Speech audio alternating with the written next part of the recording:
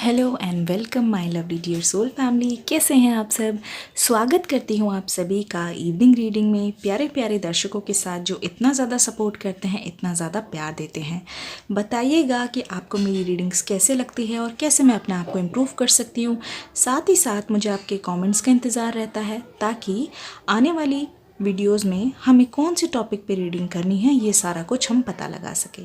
आइए शुरू करते हैं आज की रीडिंग, जहाँ पे हम जानेंगे कि आपके पर्सन की लाइफ में इस वक्त क्या चल रहा है, क्या कर रहे हैं, वो किन चीज़ों से डील कर रहे हैं और वो जो भी चीज़ें कर रहे हैं उन चीज़ों का आपस में आपकी लाइफ से क्या ताल्लुक़ है। आइए शुरू करते हैं आज की रीडिंग। ओह माय गॉड, इतने सारे कार्ड आ गए। मतलब बहुत कुछ है जो आपको पता होना चाहिए, जिसके बारे में आप सोचते रहते हैं। उनकी लाइफ में काफ़ी कुछ चीज़ें चल रही है। तो शुरू करते हैं आज की रीडिंग। थैंक यू एंजल्स को करके अपने पर्सन का नाम लेते रहिए, अपने पर्सन का नाम लेते रहिए। Thank you so much. दिल टूटा है, आप में से कई लोगों का दिल टूटा है। Thank you. 3 ऑफ सोर्ड्स, हमारे पास आ गया है 3 of pentacles. Thank you so much. हमारे पास आ गया है 8 ऑफ कॉइन्स यानी कि पेंटिकल्स। फिर हमारे पास आ गया है 9 ऑफ वॉन्ड्स। हमारे पास आ गया है 2 ऑफ सोर्ड्स। फिर हमारे पास आ गया है यहाँ पे 6 ऑफ वॉन्ड्स और हमारे पास ये कार्ड आया है किंग ऑफ वॉन्ड्स। देखिए, करेंटली आपके जो पर्सन हैं इस समय किसी चीज़ को लेके बहुत ज़्यादा डीप थिंकिंग करते हुए मुझे नज़र आ रहे हैं। अगर आप ध्यान से इन कार्ड्स को देखेंगे तो हमें ये पता चलता है कि आप दोनों के बीच में बहुत ज़्यादा लड़ाइयाँ हुआ करती थी। हाल फिलहाल में हो सकता है कि बहुत ज़्यादा अनबन हुई हो, लड़ाई हुई हो, जिसकी वजह से आप दोनों का ही दिल टूटा हो। देखिए, ध्यान से देखिए, यहाँ पे हार्ट ब्रेक आया है, दैट इज़ 3 ऑफ सोर्ड्स।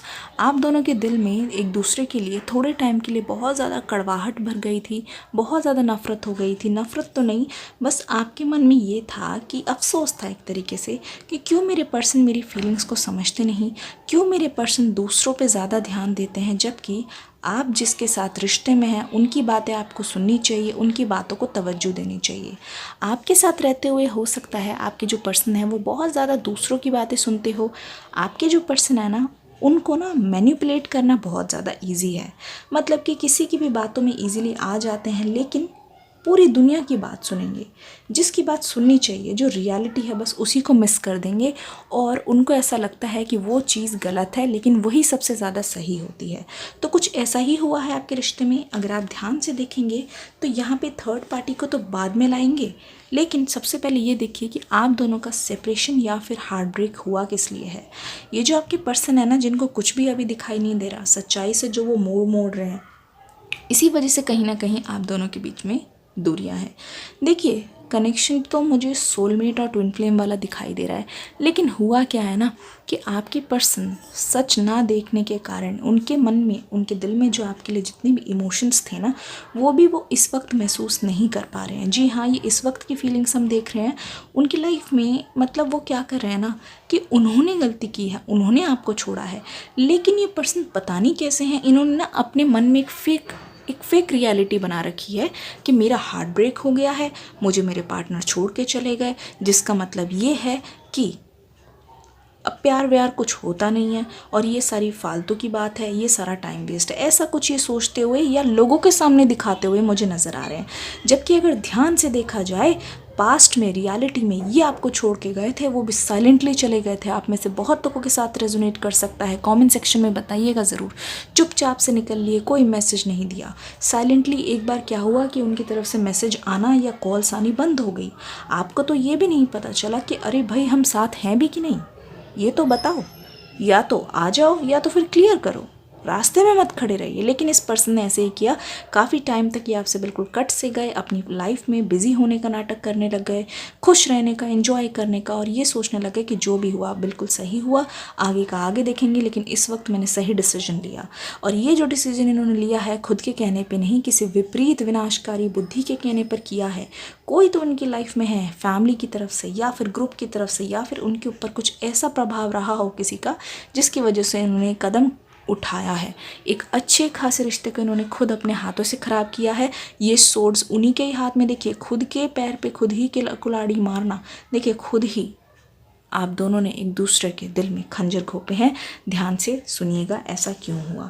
देखिए अंडरस्टैंडिंग आपके अंदर तो बहुत थी, आप दोनों के बीच में प्यार भी बहुत था, आप दोनों के बीच में फैमिली प्लानिंग तक हो चुकी थी, मैं देख रही हूँ। आप दोनों ने डिसाइड तक कर लिया है कि कहाँ शादी करनी है, कहाँ करनी है, कहाँ अरेंजमेंट करनी है, कैसे करनी है। आप दोनों के बीच में मुझे किसी टाइप का डिफरेंस दिख रहा है, जिसकी वजह से हमें ये पता चलता है कि हाँ, आप दोनों ने सोच लिया था कि दोनों ही रीति रिवाजों से हम शादी करेंगे, लेकिन करेंगे ज़रूर। वो घोड़ी चढ़ के आएंगे या फिर वो दुल्हन बन के आएंगी। जेंडरलेस रीडिंग है, जैसे रेजोनेट करे वैसे लीजिएगा। इस समय मैं देख रही हूँ, हो सकता है कि इनके फादर हो सकते हैं या फिर फैमिली में कोई मेल हो सकता है जिसकी घर पे चलती हो, जिसको इम्प्रेस करने की, खुश करने की कोशिश ये कर रहे हैं। एक बात मुझे, एक मैसेज मुझे मिल रहा है यहाँ पे कि आपकी पर्सन ने ना, हो सकता है इनके कहने पर आपसे रिश्ता तोड़ा हो। इन्होंने डायरेक्टली नहीं बोला है उनसे कि बात करनी बंद कर दो, लेकिन उनके हाव भाव से वो जो मेल पर्सन है उन्होंने आपके पर्सन पे बहुत ज़्यादा दबाव बनाया है। इनडायरेक्टली घर का माहौल ऐसा हो गया या फिर ग्रुप का माहौल ऐसा हो गया कि ये पर्सन मजबूर हो गए ये डिसीजन लेने के। और आपके पर्सन ने ये डिसीजन लिया ही इसीलिए था कि ताकि वो उनको इम्प्रेस कर सके या फिर उनकी नज़रों में अच्छा बन सके कि ये देखिए आपने ऐसा किया, आप ऐसा चाहते थे, मैंने आपकी खातिर मैंने अपना रिश्ता छोड़ दिया, तोड़ दिया, और मुझे इन सारी चीज़ों में कोई इंटरेस्ट नहीं है।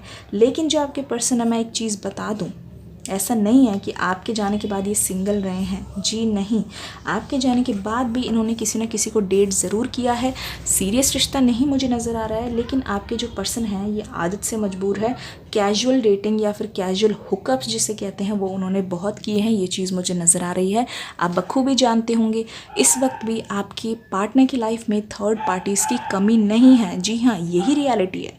किसी ना किसी से बात होती रहती है, लड़का है तो लड़की से बात होगी, अगर लड़कियां हैं तो फिर मेल से किसी से बात होती रहती है। ऐसा नहीं है कि बिल्कुल जैसे आप है ना, कि बिल्कुल अभी भी लॉयल है और आप अब किसी को अपनी लाइफ में एंट्री नहीं देते और सब कुछ फिनिश हो गया, ऐसे नहीं है।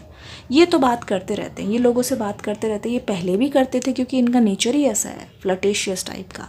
लेकिन देखिए होता यह है कि आपके पर्सन ना जो आपसे कट गए, अलग हो गए, कहीं ना कहीं आप उनके स्ट्रेंथ थे, उनको कॉन्फिडेंस ही आपकी वजह से आता था। अब मैं देख रही हूँ ये पर्सन पहले की तरह इतने ज़्यादा कॉन्फिडेंट तो नहीं लग रहे हैं किसी भी चीज़ को करते हुए, ना ही लाइफ से बहुत ज़्यादा मुझे सेटिस्फाइड दिख रहे हैं। लेकिन एक बात है कि ये अपने मनी पे फोकस करना बहुत अच्छी तरीके से जानते हैं, इसीलिए ये दिन रात काम में ना अपने आप को उलझाने की कोशिश करते हैं कि आपकी जो यादें हैं ना कभी कभी उनको हॉन्ट करती है। जब भी सच्चे प्यार की याद आती है उनकी ज़बान पे एक ही नाम आता है, वो है आपका।